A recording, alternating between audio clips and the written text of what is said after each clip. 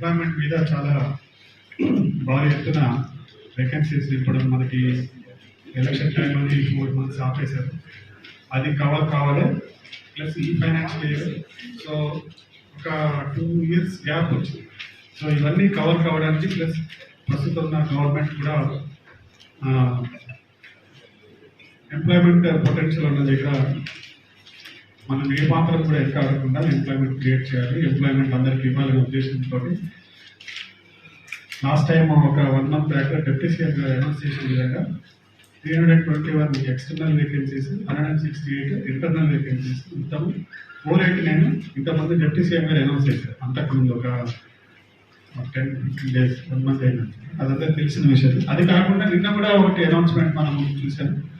నిన్న సింగరేణి కోసం మనకి ల్యాండ్ అలాట్మెంట్ చేశారు. అక్కడ ఆ ల్యాండ్లో సింగరేణి గెస్ట్ హౌస్ లేదు, యాక్చువల్గా అన్ని రెంటెడ్ హౌసెస్లోనే ఉంటుంది.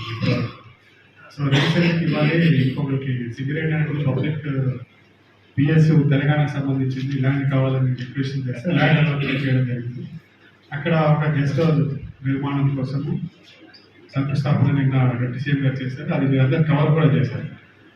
ఆ మీటింగ్లో లేటెస్ట్ అనౌన్స్మెంట్ ఏంటంటే ఇంకొక 1352 వేకెన్సీస్ ఐడెంటిఫై చేసి ఇది కూడా కవర్ చేయడం జరిగింది. దీంట్లో ఎక్స్టర్నల్గా మనం ఇచ్చేది 279, ఇంటర్నల్గా మనం ఇచ్చేది 1070.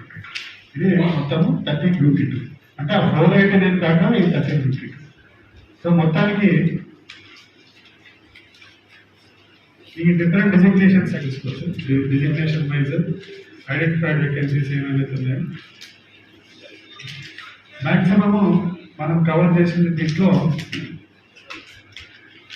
కవర్ చేస్తుంది ఏంటంటే మ్యాక్సిమం ఏమవుతుంది ఇంటర్నల్గా జేఎంఈటీ షార్ట్ ట్రైనర్, వీళ్ళకి ఎక్కువ ఎలక్ట్రిషియన్ ట్రైనింగ్స్, జూనియర్ అసిస్టెంట్స్ ఇవన్నీ లిస్ట్ మనం పబ్లిష్ చేస్తాం. మీ అందరికి కూడా ఓపెన్ ఇస్తారు.